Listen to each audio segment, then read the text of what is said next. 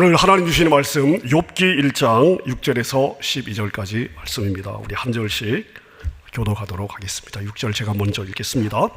하루는 하나님의 아들들이 와서 여호와 앞에 섰고 사단도 그들 가운데 온지라. 7절 여호와께서 사단에게 이르시되 내가 어디서 왔느냐. 사단이 여호와께 대답하여 이르되 땅을 두루 돌아 여기저기 다녀왔나이다. 여호와께서 사단에게 이르시되 내가 내 종 욥을 주의하여 보았느냐. 그와 같이 온전하고 정직하여 하나님을 경외하며 악에서 떠난 자는 세상에 없느니라. 사단이 욥이 어찌 까닭 없이 하나님을 경외하리이까. 주께서 그와 그의 집과 그의 모든 소유를 울타리로 두르심 때문이 아니니까. 주께서 그의 손으로 하는 바를 복되게 하사 그의 소유물이 땅에 넘치게 하셨음이니이다. 이제 주의 손을 펴서 그의 모든 소유물을 치소서. 그리하시면 틀림없이 주를 향하여 욕하지 아니하겠나이까. 함께 읽습니다. 여호와께서 사단에게 이르시되 내가 그의 소유물을 다 내 손에 맡기노라. 다만 그의 몸에는 내 손을 대지 말라. 사단이 곧 여호와 앞에서 물러가니라. 아멘. 오늘 설교 제목은 사단이 하나님께 던졌던 질문입니다. 사람이 어찌 이유 없이 까닭 없이 하나님으로부터 받은 것이 없이 또 하나님께 기대함이 없는데도 그래도 하나님을 섬기겠습니까? 이게 사단의 질문입니다. 사단이 믿는 자들을 보면서 사단이 생각하는 그러한 속마음이에요. 우리를 그렇게 사단은 평가하고 있고 또 사단은 그러기를 바라고 있는 것이죠. 사람이 어찌 까닭 없이 하나님을 섬기리까? 자, 여러분, 우리가 이 질문에 대답할 수 있어야 되겠습니다. 2024년 저희가 시작하면서 이 질문을 저희가 한번 생각해 보고 여러분들은 사단의 이 질문에 뭐라고 대답할 것인지 한번 생각해 보시면 좋겠습니다. 자, 오늘 본문은 하나님의 보좌 앞에서 있었던 어떤 한 대화를 기록하고 있습니다. 이건 우리가 볼 수 있는 게 아니에요. 영계, 하나님의 보좌 앞에서 있었던 일인 거죠. 성경이 기록하고 있으니까 이런 일이 있었구나 하고 이제 저희가 받아들이는 거죠. 자, 사단이 하나님의 보좌 앞에 섰습니다. 하나님이 사단에게 이야기하죠. 요즘 어떻게 지내냐? 아마 안부를 물었을 것 같습니다. 그랬더니 사단이 세상 여기저기 다니다가 왔습니다. 자, 이때 하나님이 사단에게 욥을 칭찬을 합니다. 네가 내 종 욥을 보았느냐? 욥처럼 온전하고 정직하고 악에서 떠나 나를 경외하는 사람 이 땅에서 찾기 어렵다. 그랬더니 사단이 뭐라고 대답을 합니까? 오늘 바로 이 제목이에요. 욥이 아무 까닭 없이, 욥이 아무런 이유 없이, 아무런 근거 없이, 아무런 바라는 것이 없이 하나님을 경외하겠습니까? 이런 거예요. 여러분, 이 질문이 계속 제 마음에 남아서 사라지지를 않습니다. 욥이 아무것도 바라는 것이 없이 하나님을 경외하겠는가?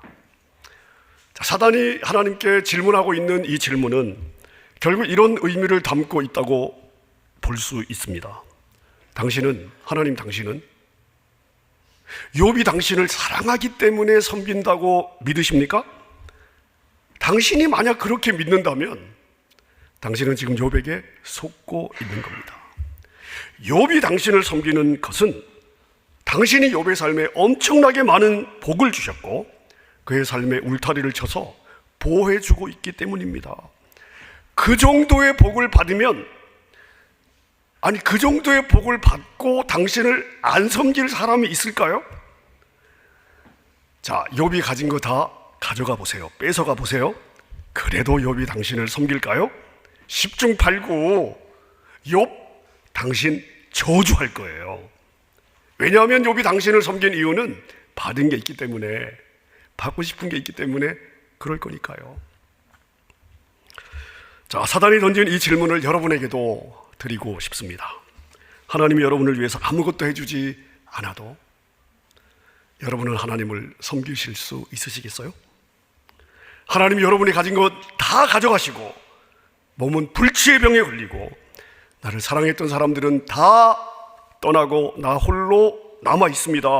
숨을 쉬는 것조차 어렵습니다. 미래도 보이지 않습니다. 그래도 여러분은 하나님을 신뢰할 수 있겠어요? 하나님을 사랑할 수 있겠습니까? 하나님을 섬길 수 있겠습니까? 여러분, 이 질문에 대답을 하시기 전에 욥에게 어떤 일이 일어났습니까? 욥은 성경에 보니까 이렇게 소개하고 있습니다. 욥은 동방의 거부였더라. 엄청난 부자였던 거예요. 자, 근데 욥에게 어떤 일이 일어났습니까? 하루아침에 모든 재산이 사라졌습니다. 10명의 아들, 딸이 같이 있다가 지붕이 무너져서 그 자리에서 다 죽었습니다.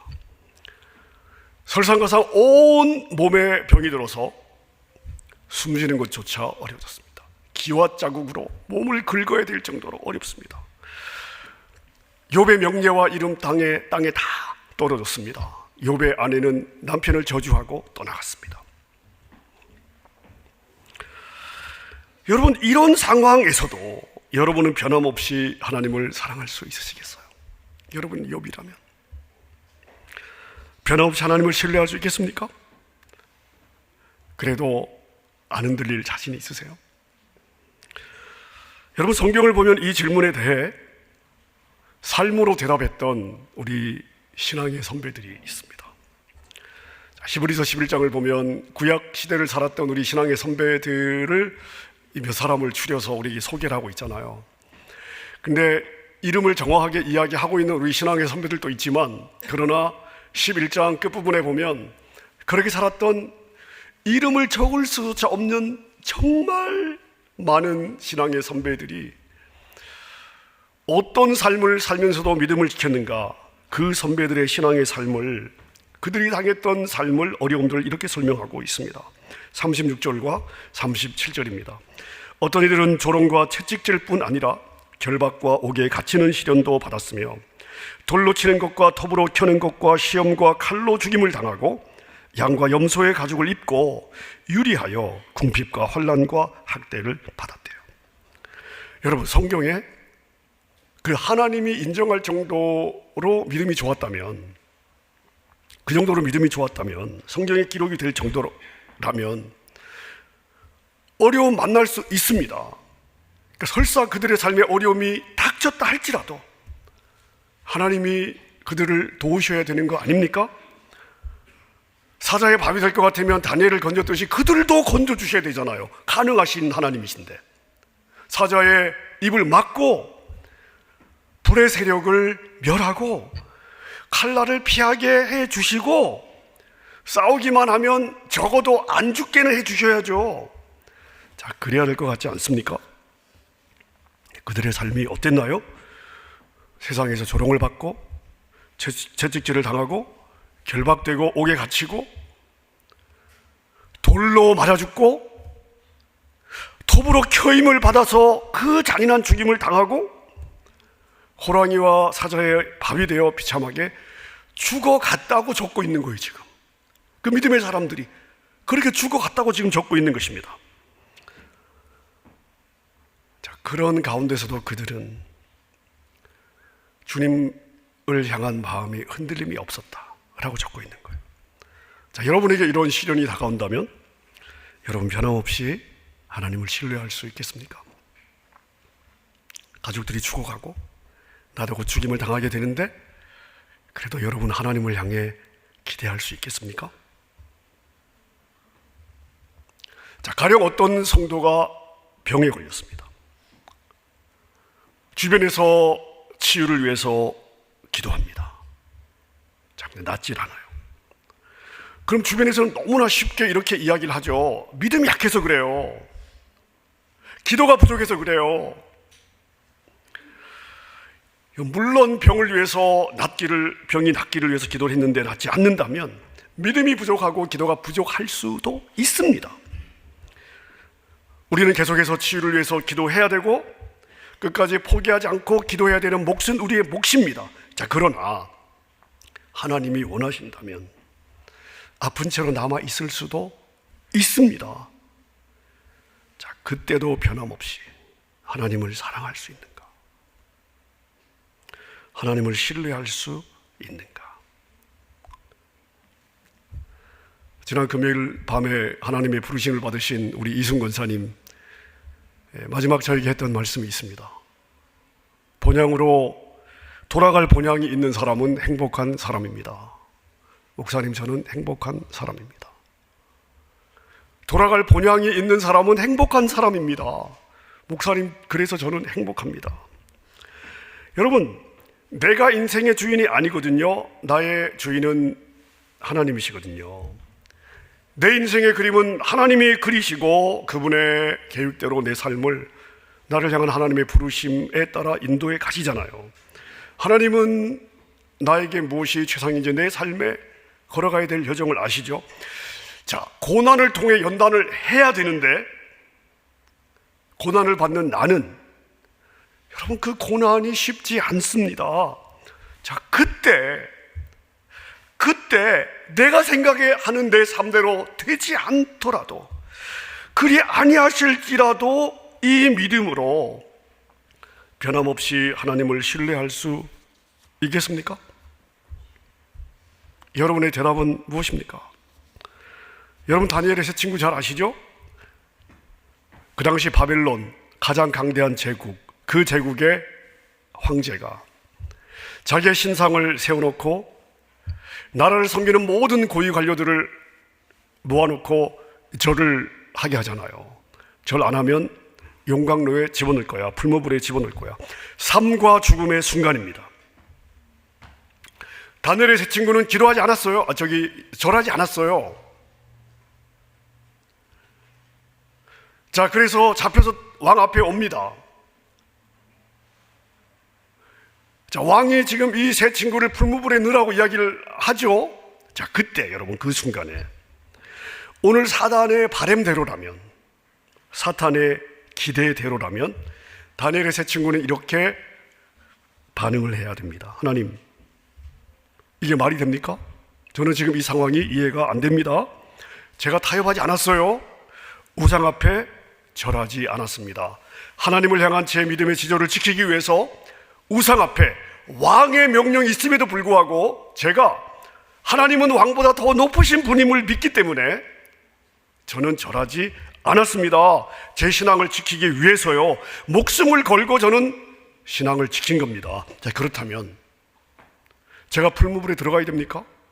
하나님이 창조주이시고 인간을 만드셨고 사람의 마음을 움직이신 하나님이 왕의 마음을 못 움직이십니까? 왕이 기어코 나를 풀물에 넣도록 내버려 두셔야 됩니까? 라고 다니엘의 세 친구는 반응을 했어야 합니다. 그리고 다니엘의 세 친구가 그렇게 반응을 했더라면 사단은 쾌재를 부르며 의기양양하게 하나님께 이렇게 이야기를 했습니다. 하나님, 그거 보세요. 내 말이 맞죠? 사람이 이의 없이 하나님을 섬기겠어요? 환난을 막아주시고 그리고 축복하지 않아도 하나님을 섬기겠냐고요. 다니엘의 세 친구 보세요. 저렇게 믿음이 좋아서 왕의 명령 앞에서도 절 안 했지만 결국 풀무불 들어간다고 하니까 저렇게 반응하지 않습니까?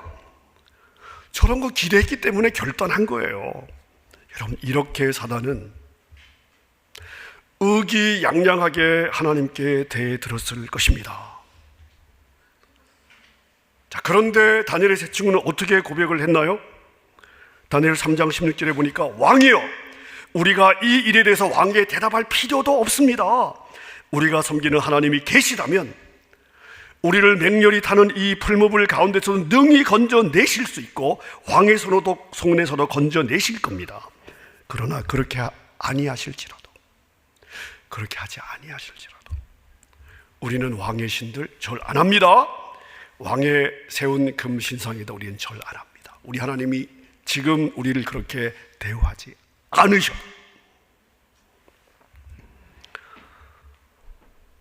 여러분, 이것이 저와 여러분들의 믿음의 고백이 되기를 바랍니다. 여러분, 우리가 이 땅에 살다 보면 이런 경우에 마음이 힘들어질 때가 있어요. 저 사람은요, 나보다 덜 신실해요. 그냥 객관적으로 나는 적어도 하나님 앞에 저 사람보다 더 신실해요. 저 사람을 보니까 나만큼 전심으로 하나님을 섬기는 것 같지 않아요. 그냥 딱 보면 다 보이잖아요. 그냥 그래, 그래, 내가 나아요. 근데 보니까 저 사람은요, 너무 잘 나가요. 하는 일마다 다 잘 돼요. 문제도 없어요.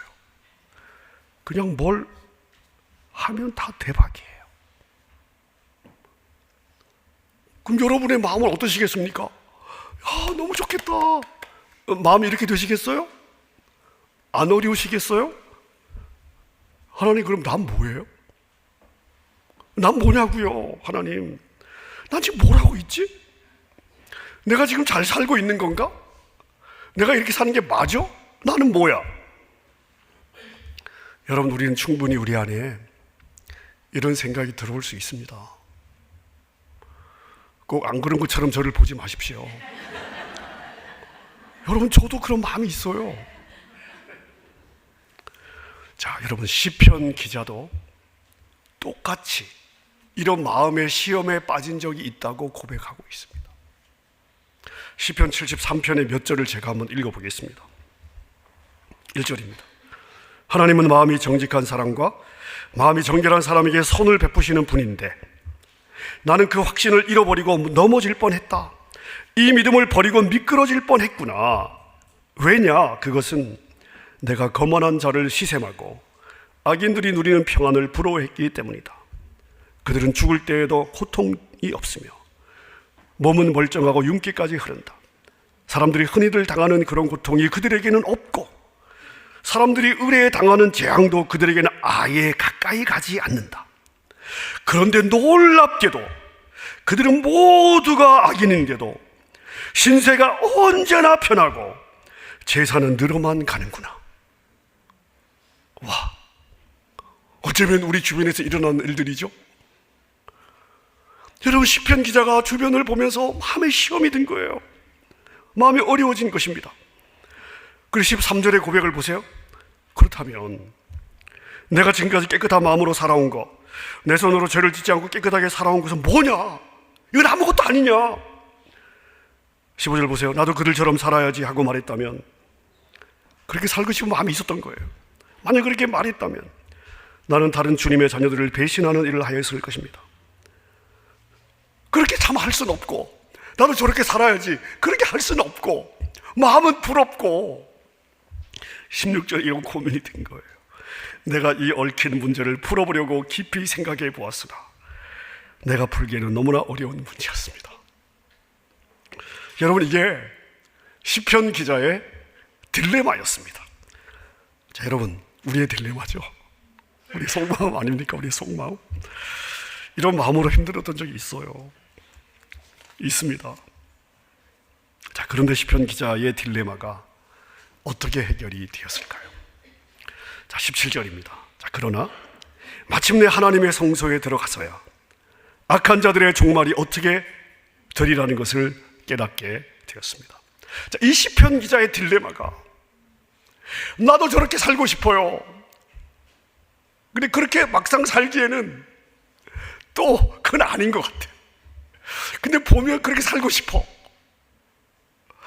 근데 내 안에 답이 없어요. 딜레마야. 힘들어, 마음이. 예. 근데 이 시편 기자의 딜레마가 어디에서 해결이 되느냐 하면, 이 시편 기자가 성소에 들어갔어요. 예배자로 이제 하나님 앞에 쓴 거예요. 성전에 들어가 예배자로 하나님 앞에 선 거예요. 하나님의 보좌 앞에 마음을 딱 세우고 나니까 마음의 중심이 하나님 앞에 딱 서고 나니까 답이 보이더라는 거예요. 여러분, 매일 먹고 사는 문제에 몰려서 살다 보면 내 삶을 판단하는 근거가 먹고 사는, 내가 매일 부딪히는 그 세상의 가치가 될 수밖에 없는 거죠. 어쩔 수 없어요. 우리의 한계예요. 그 땅의 기준으로 내 삶을 바라보니까 마음이 힘든 거거든요. 이런 딜레마에도 빠지고 마음의 시험도 들고 하는 거죠. 자, 그런데 성전에 들어갔어요. 누가 보여요? 하나님이 보여요. 하나님이 계시다고 하는 우리의 이 영적 내면의 중심이 딱 서기 시작한 거예요. 예배를 드릴 때, 그 하나님 앞에 섰을 때 하나님이 보이기 시작해요. 하나님은 공의의 하나님이시고 반드시 행한 대로 갚아주시는 분이신 것이 보이기 시작한 거예요.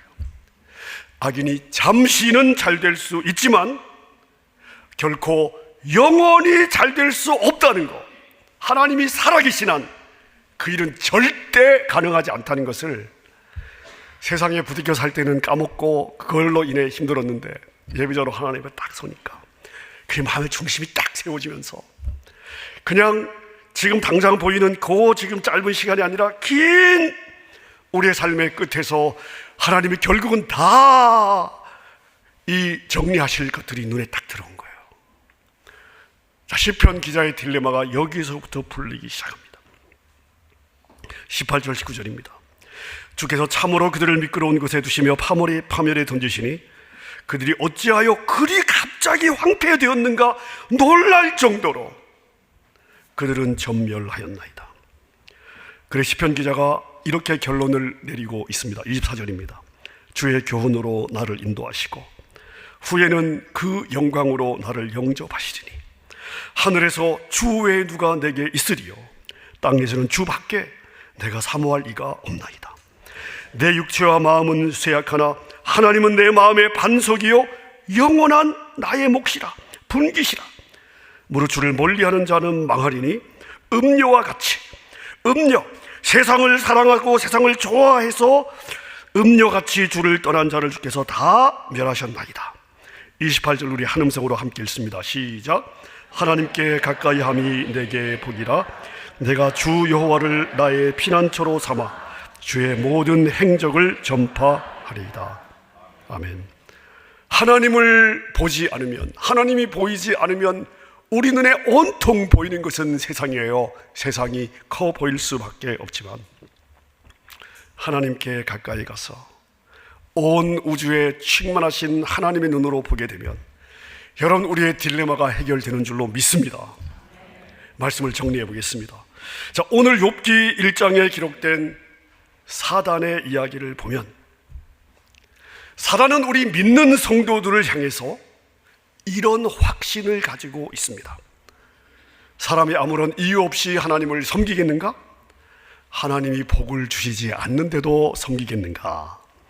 하나님이 복을 다 거두어 가셔도 섬기겠는가? 그럴 리가 없다라는 확신을 가지고 있습니다. 자, 여러분, 사단의 이러한 확신을 보면서 자, 여러분의 생각은 어떠십니까? 그래 네가 맞아, 그게 내 마음이야. 자, 이러신 분은 없으시죠? 어떻게 반응하시겠냐고요? 나는 하나님이 아무것도 해주지 않아도 하나님을 섬길 거야. 내 기도 제목에 응답하지 않아도 나는 하나님을 신뢰할 거야. 더 이상 축복하지 않으시고 설사 나에게서 모든 것을 다 가져가셔도 주님을 향한 내 마음은 변함이 없을 거야. 여러분, 2024년을 시작하며 오늘 시편 기자처럼 날마다 세상 앞에서 흔들릴 수 있는 우리의 마음의 중심, 우리 내면의 무게추를 오늘 이 예배 자리, 우리 예배를 받으시는 그 주님의 보좌, 그 보좌에 앉으신 하나님과 어린 양이 우리 가운데 계신데요. 그분 바라보며 우리 마음의 중심의 추를 주님 앞에 세우십시다. 하나님이 우주의 주인이시여 인생의 주인이시라는 것을 고백하십시다. 올 한 해를 바라보면 안개와 같습니다. 아무것도 보이지 않습니다. 이리 가야 될지 저리 가야 될지 결정할 수가 없어요. 아무것도 보이지 않는다 할지라도 여러분, 올 한 해 하나님은 나의 삶에 가장 좋은 계획과 선한 목적이 있으심을 믿으십시오. 우리는 잠시 어려울 수 있어도 잘 될 수밖에 없는 운명의 하나님의 자녀들입니다. 여러분, 그래서 하박국의 믿음의 고백이 우리 모두의 고백이 되었으면 좋겠습니다. 우리 하박국, 우리가 잘 아는 하박국의 고백을 함께 읽고 제가 설교를 마치겠습니다. 함께 읽습니다. 비록 무화과 나무가 무성하지 못하며 포도나무에 열매가 없으며 감람나무에 소출이 없으며 밭에 먹을 것이 없으며 우리의 양이 없으며 외양간에 소가 없을지라도 나는 여호와로 말미암아 즐거워하며 나의 구원의 하나님으로 말미암아 기뻐하리로다.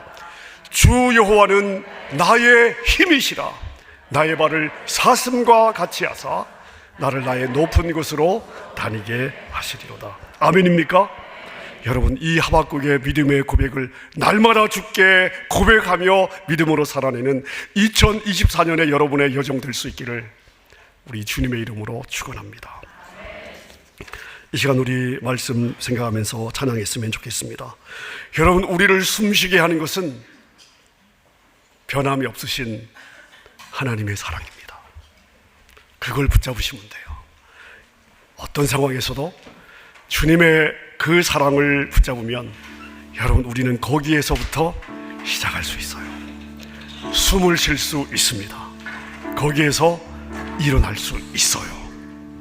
이 찬양 우리 주님 앞에 고백하며 한번 우리 기도하겠습니다. 사랑이 나를 숨쉬게 세상 그 어떤 어려움 속에도 주 은혜로 나를 돌보시며 세상 끝날까지 지켜주시네. 주 사랑이 나를 숨쉬게 세상 그 어떤 어려움 속에도 주 은혜로 나를 돌보시며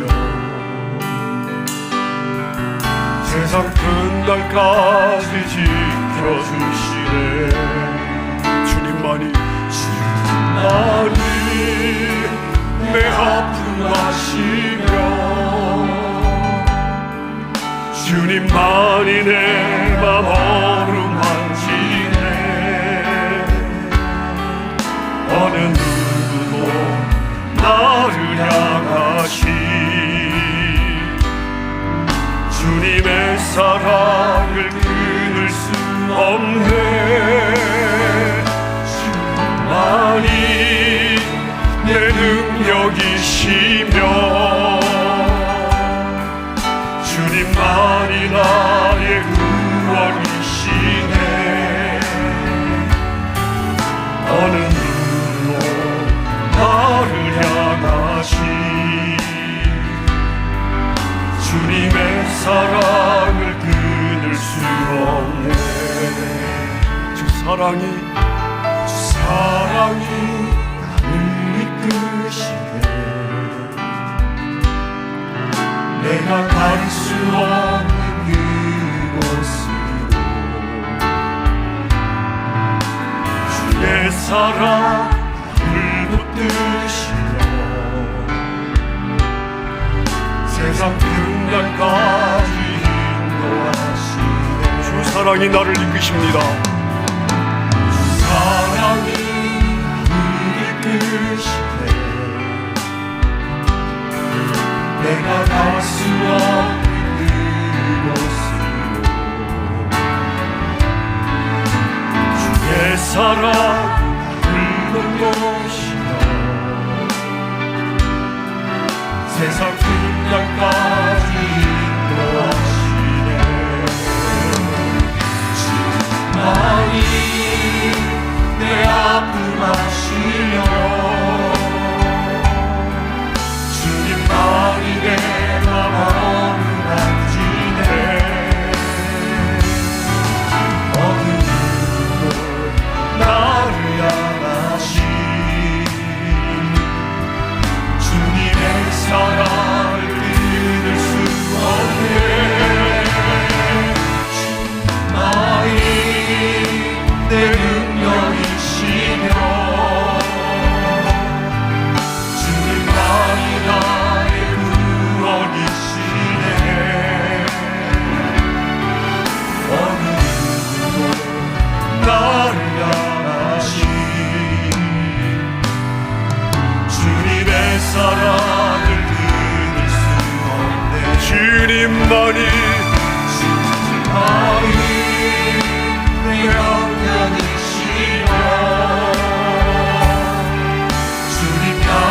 너